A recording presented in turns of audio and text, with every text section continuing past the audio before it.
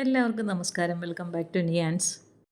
വഴുതനങ്ങ കൊണ്ട് നമ്മൾ ആരും വിചാരിക്കാത്ത രീതിയിൽ നല്ല സൂപ്പർ ടേസ്റ്റിൽ തയ്യാറാക്കിയ ഒരു കറിയുടെ റെസിപ്പിയാണ് ഇന്നത്തെ വീഡിയോയിലുള്ളത്.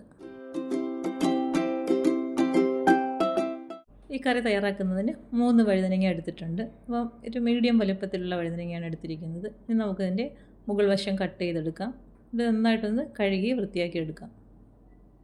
ഇനി ഇതിനെ ഒന്ന് അരിഞ്ഞെടുക്കണം. അപ്പോൾ ഇതേപോലെ വട്ടത്തിൽ നന്നായിട്ട് കനം കുറച്ച് വേണം ഇതിനെ ഒന്ന് അരിഞ്ഞെടുക്കാൻ. അരിഞ്ഞ ഉടനെ തന്നെ പെട്ടെന്ന് കളർ മാറുന്നൊരു വെജിറ്റബിളാണ് വഴുതനങ്ങ. നമുക്കിത് ഉടനെ തന്നെ മസാല പുരട്ടി വയ്ക്കാനായതുകൊണ്ട് തന്നെ വെള്ളത്തിലും ഇട്ട് വയ്ക്കേണ്ട ആവശ്യമില്ല. ഇത് ഈ ഒരു രീതിയിൽ നമ്മൾ എടുത്തു വെച്ചിരിക്കുന്ന 3 വഴുതനയും വളരെ കനം കുറച്ച് തന്നെ വട്ടത്തിൽ ഇങ്ങനെ ഒന്ന് കട്ട് ചെയ്തെടുക്കാം. അപ്പോൾ അത് എടുത്ത് വെച്ചിരുന്ന വഴുതനങ്ങയെല്ലാം ഈ ഒരു വലുപ്പത്തിൽ വട്ടത്തിൽ കട്ട് ചെയ്തെടുത്തിട്ടുണ്ട്. ഇനി നമുക്കിതൊരു പാത്രത്തിലേക്ക് മാറ്റി കൊടുക്കാം. ഇത് വറുത്തെടുക്കാനാണ്. അപ്പം കുറച്ച് മുളക് പൊടി ചേർത്ത് കൊടുക്കാം. ഒരു 1/2 ടീസ്പൂണോളം മുളക് പൊടി ചേർത്ത് കൊടുക്കാം. കുറച്ച് മഞ്ഞൾപ്പൊടിയും ചേർത്ത് കൊടുക്കാം. ഇനി ആവശ്യത്തിനുള്ള ഉപ്പും കൂടി ചേർത്ത് കൊടുത്തതിന് ശേഷം നന്നായിട്ട് മസാലയിലേക്കൊന്ന് പുരട്ടിയെടുക്കാം. ചേർത്ത് കൊടുത്ത മുളക് പൊടിയും മഞ്ഞൾപ്പൊടിയും ഉപ്പും ഒക്കെ നന്നായിട്ട് ഈ വഴുതനങ്ങയിൽ പിടിക്കത്തക്ക രീതിയിൽ നല്ലതുപോലെ ഒന്ന് മിക്സ് ചെയ്ത് കൊടുക്കാം. ഇനി നമുക്കിത് വറുത്തെടുക്കാനാണ്. അപ്പോൾ ഈ ഒരു രീതിയിൽ മിക്സ് ചെയ്തെടുത്തതിന് ശേഷം ചൂടായി കിടക്കുന്ന എണ്ണയിലേക്ക് ഇട്ട് കൊടുത്ത് വറുത്ത് കോരിയെടുക്കാം. അപ്പോൾ അതാ ഇതുപോലെ ഓരോന്നോരോന്നായിട്ട് എണ്ണയിലേക്ക് ഇട്ട് കൊടുക്കാം. വളരെ കുറച്ച് എണ്ണ മതിയാവും. ഒന്ന് വാട്ടിയെടുത്താൽ മതി.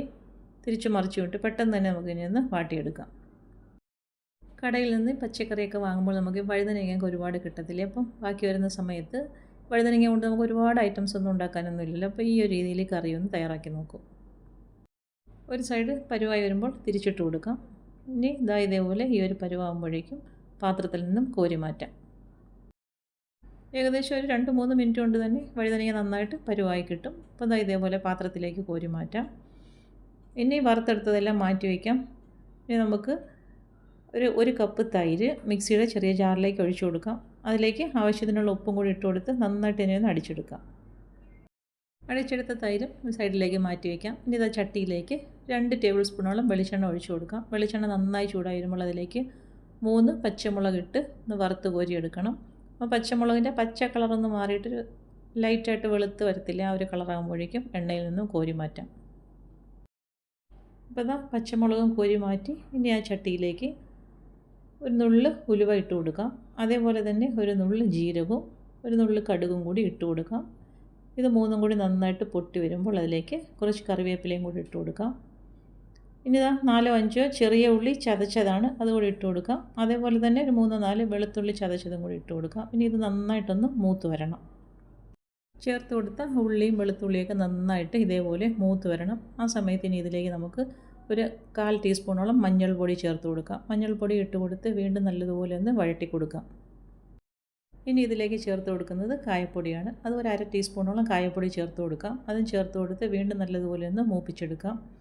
അത് ചേർത്ത് കൊടുത്തെല്ലാം നന്നായിട്ട് മൂത്ത് വരുന്ന സമയത്ത് ഫ്ലെയിം ഓഫ് ചെയ്ത് കൊടുക്കാം. ഫ്ലെയിം ഓഫ് ചെയ്ത് കൊടുത്തതിന് ശേഷം വേണം നമ്മൾ തയ്യാറാക്കി വെച്ചിരിക്കുന്ന തൈര് ഇതിലേക്ക് ഒഴിച്ചു കൊടുക്കാൻ.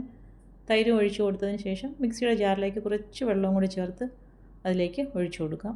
ഇനി നന്നായിട്ടൊന്ന് മിക്സ് ചെയ്ത് കൊടുക്കാം.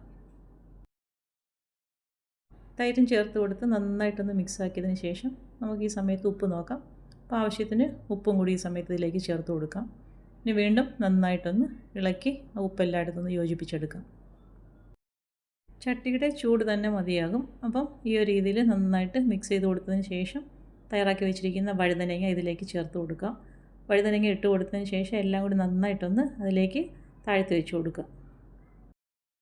അതിനുശേഷം വറുത്ത് വെച്ചിരിക്കുന്ന മുളകും കൂടി ഇതിലേക്ക് ചേർത്ത് കൊടുക്കാം. മുളകും ചേർത്ത് കൊടുത്ത് എല്ലാം കൂടി വീണ്ടും നന്നായിട്ടൊന്ന് താഴ്ത്തി വെച്ച് കൊടുക്കാം.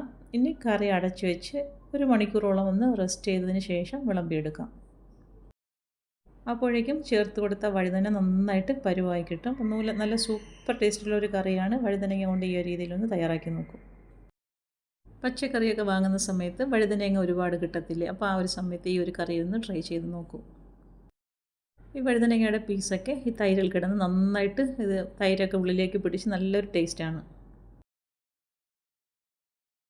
അപ്പോൾ ഇന്നത്തെ വീഡിയോ ഇത്രയേ ഉള്ളൂ. ഇഷ്ടമായ ലൈക്ക് ചെയ്ത് സബ്സ്ക്രൈബ് ചെയ്ത് സപ്പോർട്ട് ചെയ്തേക്കൂ. വീണ്ടും അടുത്ത വീഡിയോയിൽ കാണുന്നത് വരെ bye from Niyan's. Thanks for watching.